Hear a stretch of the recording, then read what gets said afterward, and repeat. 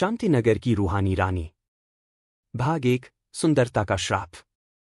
बहुत समय पहले की बात है।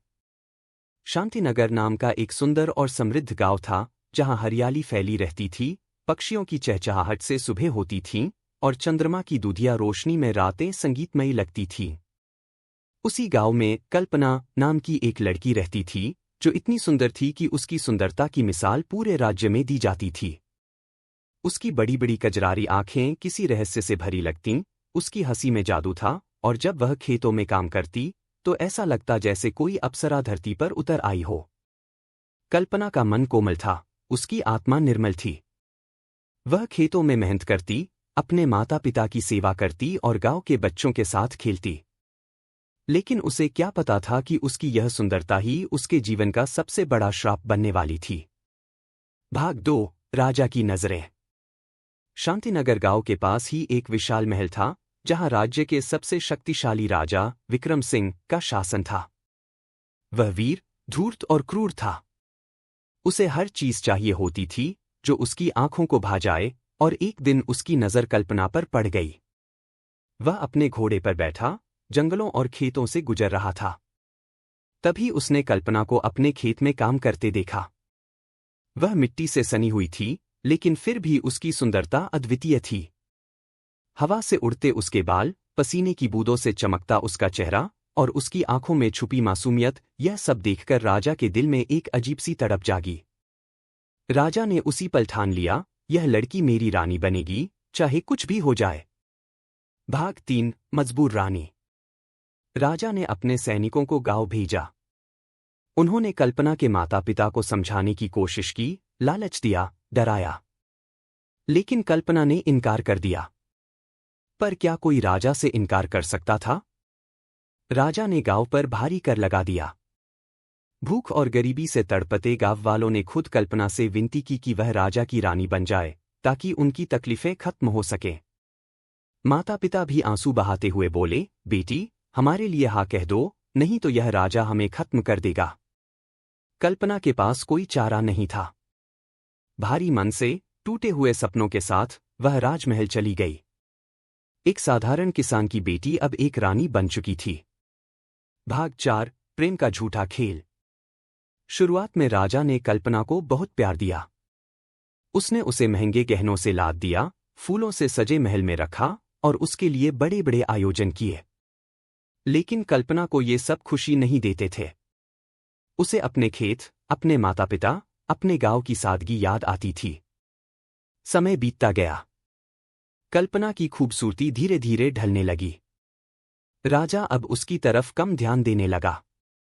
जहां पहले वह उसे अपनी जान कहता था, अब वह उसे देखकर बस ठंडी सांस लेता था। कल्पना ने अपने कमरे के शीशे में खुद को देखा, उसकी आंखों के नीचे काले घेरे थे, उसकी हंसी गायब हो चुकी थी, और अब वह सिर्फ एक महल की कैदी बन चुकी थी। फिर एक दिन राजा ने दूसरी रानी लाने की इच्छा जताई। कल्पना को इस बात से बहुत तकलीफ हुई। उसने राजा से कहा, मैंने अपनी पूरी जिंदगी तुम्हें दे दी और अब तुम मुझे छोड़ देना चाहते हो? राजा ने गुस्से में आकर कहा, तुम अब पहले जैसी नहीं रही, मुझे अब तुम्हारी जरूरत नहीं। भाग 5। आत्मा की कैद। गुस्से और आक्रोश में दोनों के बीच भयंकर झगड़ा हुआ। कल्पना रोते हुए बोली, अगर तुमने मुझे धोखा दिया तो मैं तुम्हें चैन से जीने नहीं दूंगी। मैं वापस आऊंगी, बदला लेने। यह सुनकर राजा और भी क्रोधित हो गया।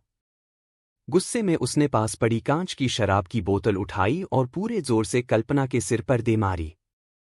क्रैक! खून की धार बह निकली। कल्पना तड़पती हुई जमीन पर गिर पड़ी। उसके होंठों से खून बह रहा था और उसकी आंखों में सिर्फ दर्द था। आखिरी सांस लेते हुए उसने राजा की ओर देखा और धीरे से फुसफुसाई, मैं लौटूंगी, तुम्हें खत्म करने के लिए। तभी महल का शीशा हिलने लगा और एक अजीब सी हवा पूरे कमरे में भर गई। कल्पना की आत्मा ने उस शीशे में प्रवेश कर लिया। शीशे के अंदर उसकी धुंधली परछाई कैद हो गई। राजा पहली बार डर गया। भाग 6। आत्मा का बदला। कुछ समय बाद राजा ने फिर से शादी कर ली। नई रानी बेहद सुंदर थी, लेकिन जैसे ही उसने महल के उस शीशे के सामने कदम रखा, उसे अजीब सी ठंड महसूस हुई।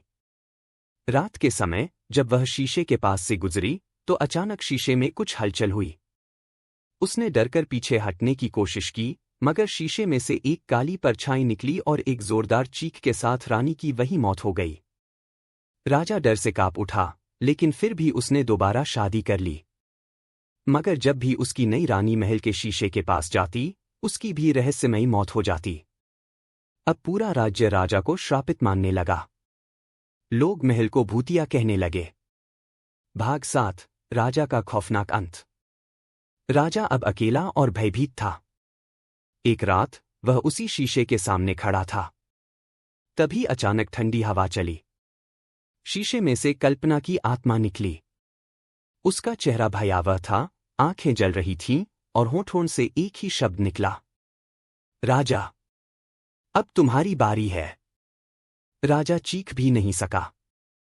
आत्मा ने उसे पकड़कर शीशे के अंदर खींच लिया। उस रात के बाद राजा कभी नहीं दिखा। भाग 8 महल की रहस्यमयी रातें। आज भी शांतिनगर का वह महल वीरान पड़ा है। लोग कहते हैं कि रात के समय शीशे से सिसकियों की आवाज आती है। कई लोगों ने वहां पर एक परछाई को चलते हुए भी देखा है। अगर कोई उस शीशे के सामने खड़ा हो तो उसे अपने पीछे एक साया जरूर दिखता है। शायद वह रानी जो अब भी अपने राजा के साथ उस शीशे में कैद है, हमेशा के लिए।